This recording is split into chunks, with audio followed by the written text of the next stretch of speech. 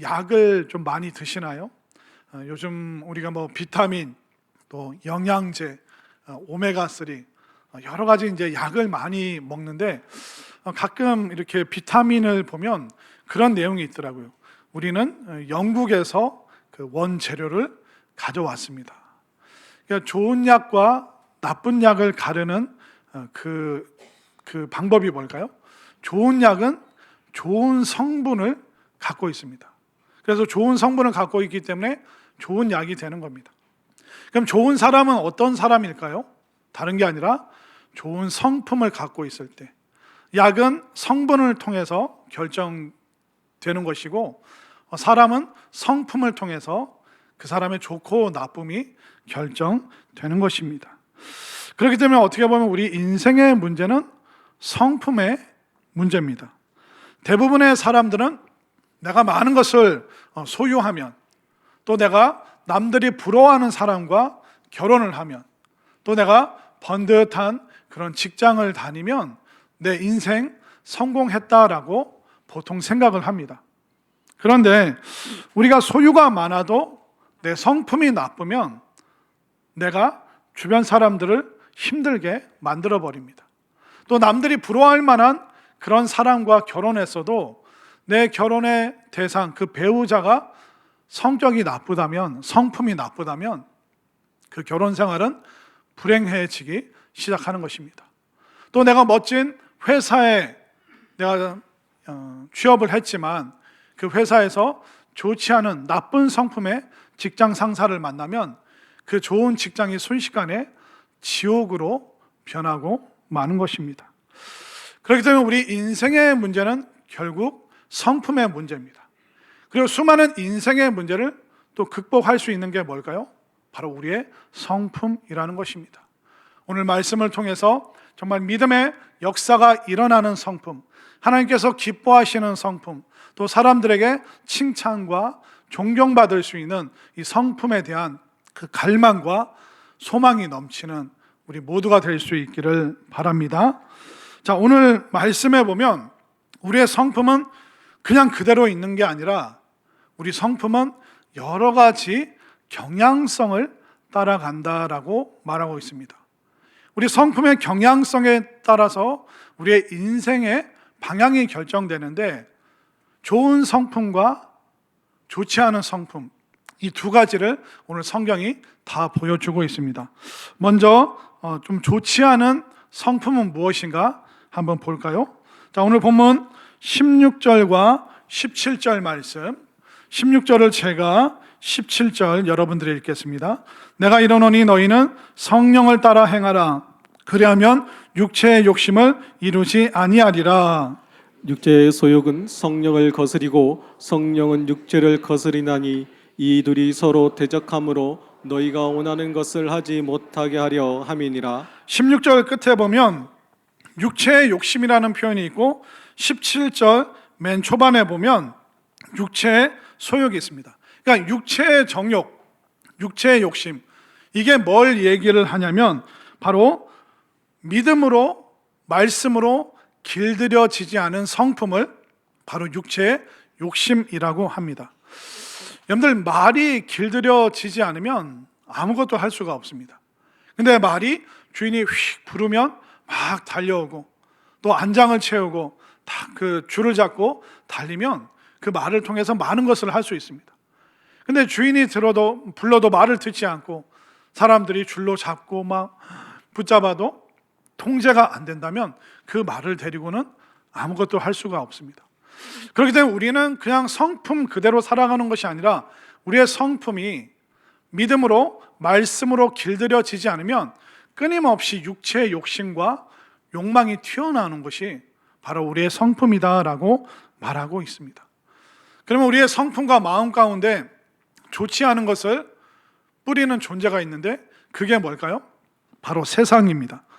세상의 문화, 세상의 트렌드, 세상의 가치관, 여러분들이 텔레비전을 통해서 그리고 선생님과 친구들과 부모님과 주변 사람들을 통해서 받아들인 수많은 세속적인 그 가치관이 우리의 성품에 때로는 악 영향, 좋지 않은 영향을 끼쳐서 우리의 성품의 경향성이 또 인생의 방향이 엉뚱한 곳으로 가도록 만들어 버리는 것이 바로 좋지 않은 성품이라는 것입니다. 그런데 반대로 또 우리들 안에 어떤 성품을 만들어 갈 수 있을까요? 자, 18절 말씀을 한번 볼까요? 자, 18절 말씀 읽습니다. 시작. 너희가 만일 성령의 인도하시는 바가 되면 율법 아래에 있지 아니하니라. 성령의 인도하시는 바는 뭐냐면 바로 말씀의 인도함 따라 바로 성령의 다스림을 받는 그 성품은 율법 아래에 있지 않다. 그러니까 성령의 다스림을 통제를 받기 때문에 세상 법, 세상 가치관이 아니라 성령님의 인도하심을 받는, 그러니까 신약 성경에서 율법 아래에 있지 않다는 것은 뭐냐면 그 사람은 구원에 놓여 있다. 다시 말해서 우리가 성령의 통제를, 성령의 다스림을 받지 않고 세상 욕망과 욕심만 따라가면 그 사람은 구원의 상태에 이룰 수 없다라고 오늘 성경이 말하는 것입니다. 그렇기 때문에 성품이라는 것은 단순히 그 사람 성격이 이래 그걸로 끝나는 것이 아니라 성품을 통해서 그 성품의 결과가 구원에까지 이를 수 있기 때문에 이 성품이라는 것은 너무나도 중요한 것입니다. 그리고 우리의 성품을 다스리시기 위해서 하나님께서 성령님을 보내주십니다. 그러니까 성령님을 보내셔서 성령님을 동원해야 될 정도로 우리의 성품은 굉장히 중요한 문제를 품고 있는 것이죠. 가끔 그런 분들이 있어요. 내 마음대로 살래요. 그러니까 이렇게 생긴 대로 살래요. 그렇게 말씀하시는 분들이 있습니다. 죄송하지만 그래서 인생이 그럴 수 있다는 겁니다. 내 마음대로 살래요. 생긴 대로 살래요. 그러나 우리가 그렇게 살아서는 세상의 욕심과 욕망만 나타내는 구원에 이르지 못하는 성품이 되어버리기 때문에 그 인생은 굉장히 위험해질 수 있는 것입니다. 우리의 성품, 우리의 마음 그냥 내버려 두면 될까요? 절대로 그냥 내버려 두면 안 됩니다. 제가 예전에 서울에서 사역할 때 5도 2촌을 보내신 분이 있습니다. 여러분들 5도 2촌이 뭔지 아세요? 이러니까 여러분들 교회를 다니셔야 돼요. 교회 와야지 그런 말도 단어도 여러분들 배우고 그런 거구나. 5도 2촌이 뭐냐면 5일은 도시에서 이틀은 촌에서. 그러니까 교회 나오시니까 배우잖아요. 그러니까 5일은 도시에서 보내고 이틀은 시골 집에서 보내시는 분들이 의외로 많습니다. 근데 서울에서 가평이나 양평까지 한 1시간 반 정도 걸리는데 어떤 분이 자녀들 다 시집 장가 보내고 이제 드디어 소원했던 그 시골 마당이 있고 정원이 있고 텃밭을 가꿀 수 있는 꿈에 그리던 그 집을 가평에다 구해서 이제 금요일 날 퇴근하고 저녁에 아내랑 가서 거기서 시간 보내시고 또 토요일 날 저녁 되면 서울로 돌아와서 또 주일 날 예배 드리고 이제 그렇게 이제 생활을 하셨는데 어느 여름철이었는데 그분이 이제 주일날 이제 교회 오셨는데 얼굴이 벌겋게 다 익었어요. 여름에. 집사님 왜 그러시냐고 그랬더니 목사님 다른 계절은 다 괜찮은데 여름에 이 텃밭 가꾸는 게 이게 장난이 아닙니다. 뭐 텃밭 그렇게 별로 안 크고 뭐 키우는 게 뭐가 어렵습니까? 그랬더니 텃밭이 문제가 아니라 여름에 뭐가 자랄까요? 어떻게 아셨어요? 풀, 잡초가 자라는데 5일 지내고 금요일 날 가면 일주일 만에 풀이 얼만큼 자랐을까요? 띠리링 그러니까 과장 좀 보태서 사람 키만큼 자란대요. 그래서 금요일 날 아내랑 같이 더운데 땀을 뻘뻘 내면서 낫으로 풀을 다 베고 뒤돌아서면 잡초가 어떻게 됐을까요? 또 허리만큼 자라 있대요. 집사님 무슨 그건 너무 과장이다. 근데 진짜 그 정도로 금요일 날 다 뱄는데 토요일 날 아침 되면 또 쑥쑥 자라서 여름에 이 잡초 때문에 시간 다 보내고 막 이렇게 벌겋게 탄 게 그 햇빛 아래서 그 잡초 제거하느라고 하루를 다 보냈습니다. 여러분들 그 정원은요 가꿔야 됩니다. 근데 동시에 여러분들의 성품이라는 이 마음의 정원도 여러분들 잘 가꾸시기를 바랍니다. 여러분들의 마음을 하나님의 말씀으로 우리가 기경하지 않으면, 우리가 말씀으로 우리가 관리하지 않잖아요. 그럼 우리가 일주일 만에 좋지 않은 독초와 잡초가 우리 마음 가운데 막 자라날 수밖에 없는 것입니다. 그러나 우리가 말씀 안에서 우리의 마음의 성품의 정원이 관리된다면 하나님께서 기뻐하시는 그 인생 살아갈 수 있음을 분명히 깨달으시기를 바랍니다. 자, 그러면 한번 우리 마음의 이 성품의 정원을 그냥 한번 내버려 둬볼까요? 그냥 내 욕심, 내 생긴 대로 살고 하고 싶은 말 다 해버리고 하고 싶은 행동 가감없이 다 해버리면 우리 성품의 정원에서 어떤 독초가 자라날까요? 무려 16가지의 독초가 우리 마음 가운데서 자라난다라고 성경이 말하고 있습니다. 자, 오늘 본문 19절, 20절, 21절 우리 한번 볼까요? 19절부터 21절까지 제가 한 절, 여러분들이 한 절 교독합니다.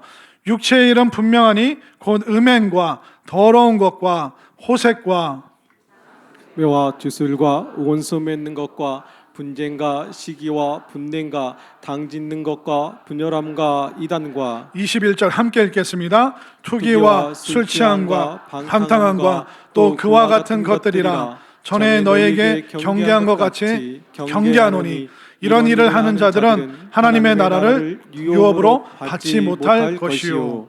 와, 여기에 굉장히 무서운 말씀이 있습니다.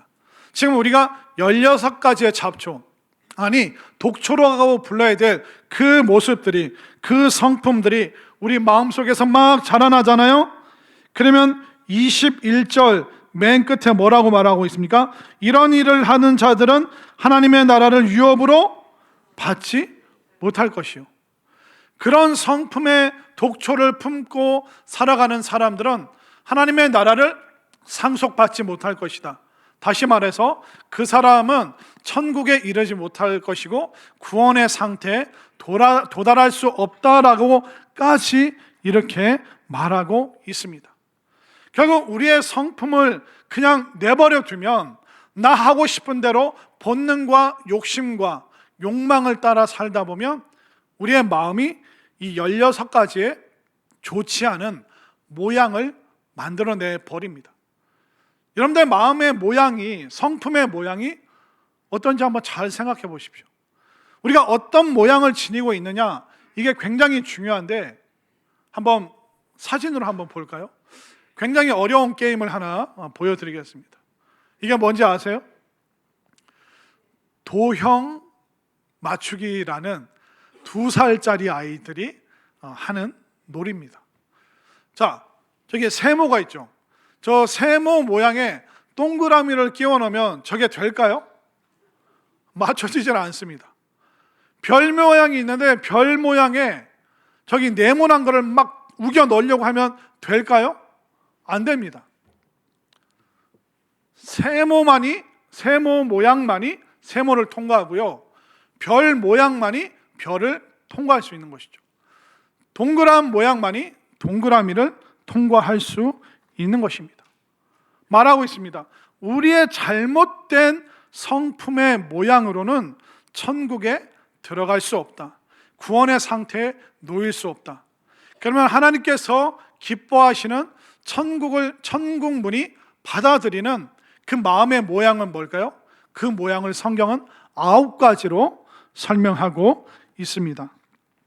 자, 성령의 9가지 모양을 한번 볼까요? 22절과 23절, 우리 너무 잘 알고 있는 우리 2절의 말씀, 우리 한 목소리 읽습니다. 시작.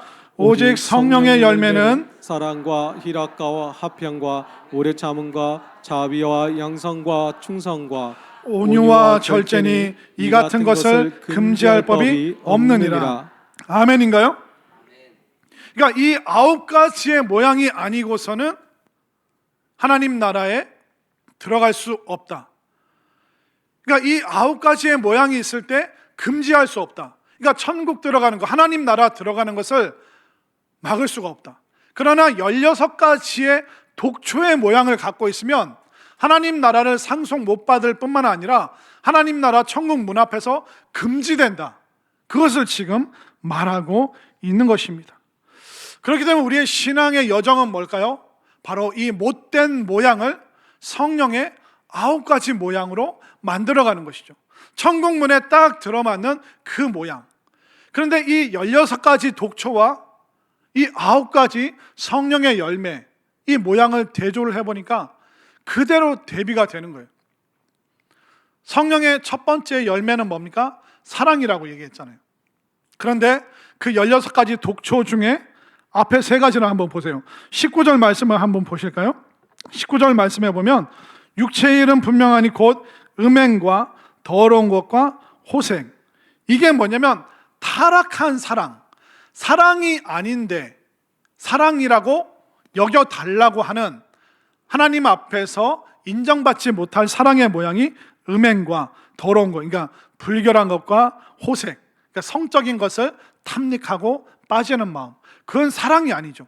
그렇기 때문에 이런 3가지의 모양이 바로 사랑의 모양으로 바뀌어야 될 줄로 믿습니다. 두 번째 성령의 열매는 희락의 열매죠. 그 희락은 뭡니까? 우상 숭배와 주술과 반대되는, 그러니까 우상 숭배와 주술에 빠지면 희락, 기쁨이 없습니다. 왜? 귀신에게 계속 억눌려 있기 때문에. 성령의 3번째 열매는 화평입니다. 근데 그 위에 독초 중에 뭐가 있습니까? 원수 맺는 것과 분쟁. 원수 맺는 것과 분쟁이 뭘로 바뀌어야 됩니까? 화평의 모양으로 바뀌어야죠. 그리고 시기와 분냄, 이것은 오래 참음이 없기 때문에 오래 참음으로 모양으로 바뀌어야죠. 그리고 당짓는 것, 이것은 자비함이 없는 겁니다. 분열함, 이것은 양선이 없는 거예요. 선을 함께 나눌 힘이 없게 만드는 분열함. 이단은 뭘까요? 교주에게 충성하기 때문에 예수님께 충성하는 충성의 모양으로 바뀌어야 되고, 또 투기와 술 취함은 뭡니까? 온유하지 않아요. 거칠어요. 그렇기 때문에 투기와 술 취함은 온유한 모양으로 바뀌어야 되고, 마지막 방탕함은 절제의 모양으로 바뀌어야 되고. 다시 말씀드려서 우리의 신앙의 여정이 뭘까요? 이 16가지의 좋지 않은 모양이 9가지의 좋은 모양으로 변화되는 것이 바로 신앙 생활이라는 것을 분명히 깨달으시기를 바랍니다. 그렇기 때문에 이 성품은 내 성격대로 살아갈 거야, 그렇게 말하면 굉장히 위험합니다. 이 성품은 천국 문에 우리가 들어갈 수 있도록 하는 아름다운 모양이 될 뿐만 아니라, 이 성품이라는 것은 바로 하나님의 축복을 받는 비결, 이 땅에서 성공하고 행복하고 사람들에게 인정과 존경받는 비결이 뭘까요? 바로 그게 성품에 있다는 것입니다.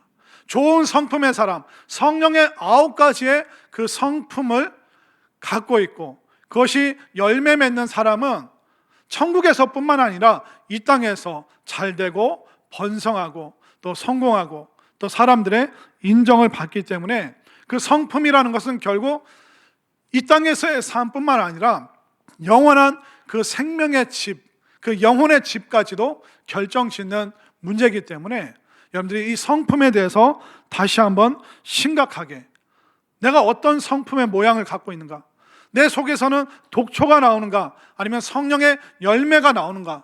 우리가 회개할 거 회개하고, 씻어낼 것은 씻어내고, 끊을 것은 끊고, 우리가 버릴 것은 버리면서 하나님께서 기뻐하시는 성령의 모양, 그 성령의 열매를 맺어가는 성품이 되기를 바랍니다. 그렇기 때문에 우리가 성품은요, 태어나는 부분도, 그러니까 주어진 부분도 있습니다. 그러나 많은 부분, 우리의 성품은 만들어지고 시간이 지나면서 형성되는 것이고, 습관에 따라서 또 영적인 훈련에 따라서 얼마든지 우리는 독초에서 아름다운 열매를 맺는 꽃으로 또 나무로 변화될 수 있기 때문에 여러분들 이 성품에 대해서 다시 한번 말씀 안에서 깨닫는 시간 될 수 있기를 바랍니다. 자, 그러면 이 성품의 열매, 이거 한 번에 맺을 수 있나요? 자, 봄에 사과나무를 심었습니다. 그럼 그 다음 날 열매를 거둘 수 있나요? 아니죠. 봄에 심었다면 적어도 가을 돼서야. 그렇기 때문에 성품의 변화라는 것은 시간이 걸리는 것입니다. 우리가 예수님 믿는다고 해서 금방 예수님처럼 변화되는 게 아니에요. 오랜 시간과 과정이 필요한 것입니다. 근데 한국 사람들은 어때요? 성격이 급하잖아요. 사과나무 심어놓고 언제 열매 맺기를 원해요? 다음 날, 다음 주, 당장 맺기를 원합니다. 그러니까 우리가 잘 인내를 못하니까 한국교회 성도님들이 그런 기도 많이 하잖아요. 하나님, 나에게 기다리고 인내하는 마음을 주시옵소서. 지금 당장. 무슨 얘기인지 아시겠어요? 그러니까 이 신앙의 여정 속에서 성품이 변화된다는 것은 금방 한 방에 되는 게 아니에요. 근데 우리는 급하니까 한 방에, 그러니까 수련회 한 번으로, 부흥회 한 방으로 내가 확 뒤집어졌으면 좋겠다. 근데 우리가 수련회 가고 부흥회 참석하고 그러면 막 몇 주 동안, 한 달 동안 너무 우리가 은혜 가운데 있죠. 근데 사람의 감정의 에너지라는 것이 시간이 지나면 소모가 됩니다. 그러다 보니까 다시 옛 모습의 독초가 자랄 때가 있죠. 그러나 여러분들 실망하지 마시길 바랍니다. 성령의 다스림을 받고 우리가 말씀에 길들여지면 그 독초와 잡초는 점점 사라지고 다시 말씀 안에서 우리가 아름다운 열매를 맺을 수 있는, 그렇기 때문에 금방과 한방이 아니라 신앙의 과정 속에서 여러분들의 성품이 다듬어지고 만들어지고 형성되기 때문에 늘 말씀 안에, 성령 안에 머무시는 여러분들이 될 수 있기를 바랍니다. 그래서 여러분들에게 이 성품이라는 정원을 다듬는, 또 만들어가는 방법을 하나 알려드린다면 물을 잘 주시면 됩니다. 여기 여성분들이 많으신데 화초나 화분 어떻게 잘 키우세요? 어떤 가정 신방 가면 목사님, 저는 화분을 받으면 받는 족족 다 죽어서 나갑니다. 그 화초가 다 그냥 말라가지고 갈색이 돼서 그 무거운 화분 버리느라고 바쁘다고. 근데 이게 자세히 보잖아요. 그러면 물을 줘야 될 때 물을 안 줍니다. 어머 어떻게 한 주간 잊어버렸네? 그때 막 물을 줍니다. 한 주 잊어버리면 2주, 3주 잊어버리고 2주, 3주 물 안 주면 어떻게 될까요? 걔네가 이렇게 그냥 시들시들 다 말라서 죽어버리죠. 그런데 물을 잘 주고 물을 적당하게 주고 관리를 잘하면 어떻게 됩니까? 화초가 싱그러워지고 푸릇푸릇해지고. 마찬가지입니다. 여러분들이 독초에다 자꾸 물을 주면 어떻게 될까요? 독초만 무성하게 가시를 막 뻗는 겁니다.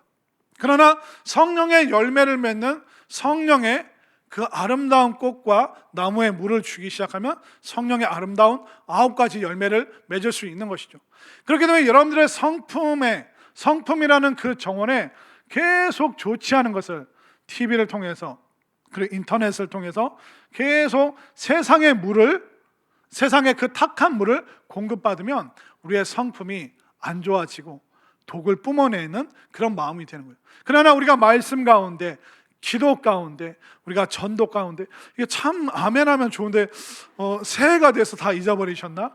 근데 우리가 말씀 가운데, 우리가 기도 가운데, 전도하는 가운데, 아름다운 공동체 안에서 머물면 우리의 성품이 아름다운 열매를 맺혀감을 믿으시기를 바랍니다. 그렇기 때문에 내가 16가지 독초의 물을 주는 그런 삶을 살았는가? 아니면 9가지 성령의 열매에 정말 풍성한 물을 주는 그런 인생을 살았는가?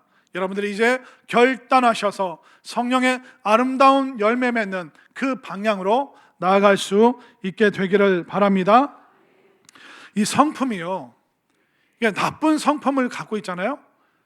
그럼 사람이 불행해지더라고요. 자, 이 나쁜 성품은 어떻게 형성되느냐? 좋지 않은 가치관을 계속 품고 있으면 성품이 안 좋아집니다. 그러니까 여러분들이 품고 있는 가치관이 굉장히 중요해요. 제가 예전에 좀 큰 교회 목사님이랑 같이 식사할 기회가 있었습니다. 근데 그 목사님이 이제 밥을 먹으면서 이제 이런저런 얘기를 하시는데, 얼마 전에 있었던, 그분 만났을 때 얼마 전에 있었던 웃을 수도 없고 울 수도 없는 그런 일이, 에피소드가 있었다고 얘기하시면서, 그 큰 교회 목사님들은 우편을 되게 많이 받습니다. 어디 좀 도와주세요, 후원해 주세요, 그런 편지 되게 많이 받고요. 그리고 이단들도 막 자기들 우편을 막 보낸대요. 근데 어느 날 이제 사무실에서 우편을 줘서 딱 받았는데, 이거는 이게 도와달라는 것도 아니고 굉장히 개인적인 그런 내용을 썼을 법한 그런 필체의 편지를 하나 받았대요. 어떤 성도님이 문자나 이메일로 상담하기 어려운 내용을 써서 나에게 편지로 자필로 써서 보내셨겠구나 하고 그 편지를 딱 뜯어서 읽어봤는데, 그 편지의 내용이 뭐냐면, 어떤 여자분이 자기가 이러이러한 사람인데 이렇게 살았다. 그런데 내가 원래 이 큰 교회 사모가 되어야 될 사람인데 당신의 아내 때문에 내가 사모가 못 됐다. 그러니까 그 당신의 아내인 아무개 사모가 사라져야 된다. 없어져야지 이제 내가 이 교회 사모가 되고 내가 행복한 삶을 살 수 있고, 이게 하나님의 뜻이다. 그 편지를 받고 막 섬찟하기도 하고 불쾌하고, 그 편지를 치워버리고 잊어버렸대요.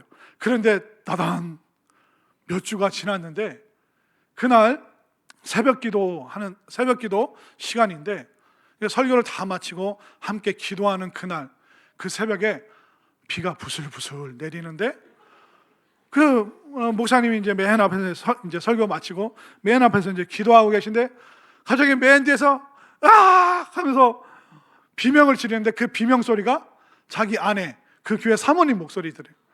이게 무슨 일인가, 이게 일어나서 사람들이 새벽 기도 불 꺼놓고 다 기도하다가 놀래가지고 봤더니, 그 편지를 보낸 여자분이 우산을 들고 사모님을 막 내려친, 당신이 없어져야지 내가 이 교회 사모가 될 수 있다.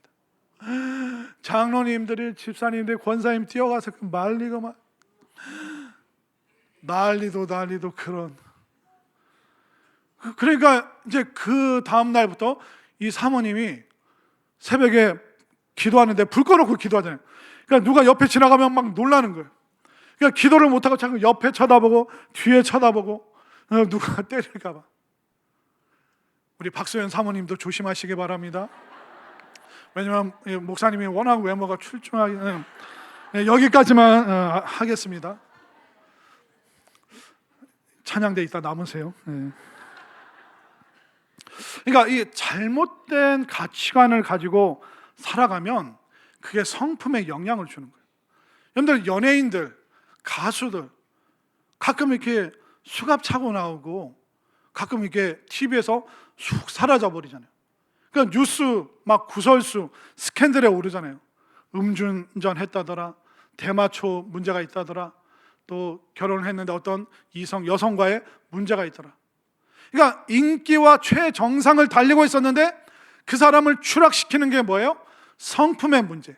그러니까 잘못된 가치관 가지고 살았는데, 그 성품을 감추고 살았는데, 그 욕망을 감추다 인기가 많아지면서 방심하는 순간, 그 사람의 못된 성품, 잘못된 가치관이 다 튀어나오면 그 명예와 부, 인기, 명성 한순간에 다 사라져버리는 거예요. 그렇기 때문에 인생의 성공을 결정짓는 게 뭘까요? 인생의 행복을 결정짓는 게 무엇인가? 그렇다면 그것은 바로 성품이라는 것입니다. 이 성품이라는 것은 우리 인생의 큰 문제입니다. 절대로 작은 문제가 아닙니다. 왜냐하면 그 성품은 품은 가치관을 통해서 생성되고, 그 성품에 따라서 성향이 결정되고, 그 사람의 성향이 인생의 방향을 결정하는데, 어떻게 이 성품을 작은 문제라고, 그냥 생긴 대로 살 거예요, 나는 내 마음대로 살 거예요, 이게 얼마나 위험한 말인지 우리가 다시 한번 생각해야 되는 것입니다. 그러나 나쁜 성품은 인생을, 주변을 불행하게 만들지만, 좋은 성품은 주변을 행복하게, 아름답게, 번성하게 만들 수 있음을 믿으시기를 바랍니다. 사람은요, 성공에 관심이 많아요. 그러나 하나님께서는 우리의 성품에 관심이 많으십니다. 사람은 외모를 보지만 하나님은 뭘 보신다고요? 중심을 보신다 말했습니다. 중심이 뭐예요? 그 사람의 성품입니다. 이 성품이 얼마나 귀하고 중요한지 하나님이 이렇게 말씀하셨습니다. 신명기 6장 5절 말씀, 옛날 개역 한글로 읽습니다. 시작. 너는 마음을 다하고 성품을 다하고 힘을 다하여 내 하나님 여호와를 사랑하라. 아멘인가요? 성품이 뭐냐면 너의 성향과 기질을 다하여, 우리가 내성적인 사람이면 내성적인 성품으로 하나님 사랑하고, 외향적인 사람이라면 외향적인 그 기질로 하나님 사랑하고, 우리가 어떤 성품을 가지고 있던 우리의 성향과 그 기질을 다하여 하나님을 사랑할 때 우리의 인생은 행복과 번성과 축복이 넘친다는 것을 분명히 깨달으시기를 바랍니다. 어떻게 보면 이번 한 주간 명절 기간이요, 여러분들의 성품을 테스트하고 또 여러분들의 성품을 훈련할 수 있는 이제 너무 좋은 시간입니다. 우리 젊은 세대분들 명절을 앞두고 두려운 분들이 있을 겁니다. 어떤 삼촌이나 고모부가 정말 몇 년 만에 만났는데 늘 레파토리가 똑같은 어른들 있잖아요. 야, 너 이번에 입시 어떻게 됐냐? 야, 학교 그거밖에 못 갔어? 야, 너 취업 어떻게 됐냐? 야, 너 아직도 공부하고 있냐? 야, 너 언제 취업해서 언제 부모님 용돈 드리려고 그러냐? 야, 너 아직도 시집장가 안 갔어? 야, 우리 옆집에 덕팔이라는 돼지 10마리 키우는 노총각이 있는데 너 차라리 그 사람한테 시집가. 덕팔이가 누굽니까? 덕팔이가 웬 말입니까? 그러니까 그런 성품에 공격이 있을 때 여러분들 화내고 막 울고 막 그럴 게 아니라 내가 지금 성품의 테스트, 성품의 훈련 받는구나, 그렇게 여러분들 담담하게 받아들이시기를 바랍니다. 또 장거리 남자분들 운전할 때 성품 테스트 하잖아요. 휙휙 막 깜빡이도 없이 막 끼어드는 사람들, 막 그때 어떻게 됩니까? 내가 성품 훈련 받는구나. 또 여러분들이 넘어야 될 또 하나의 고개가 있습니다. 그게 뭐냐면 윷놀이 하다가 그렇게 싸워요.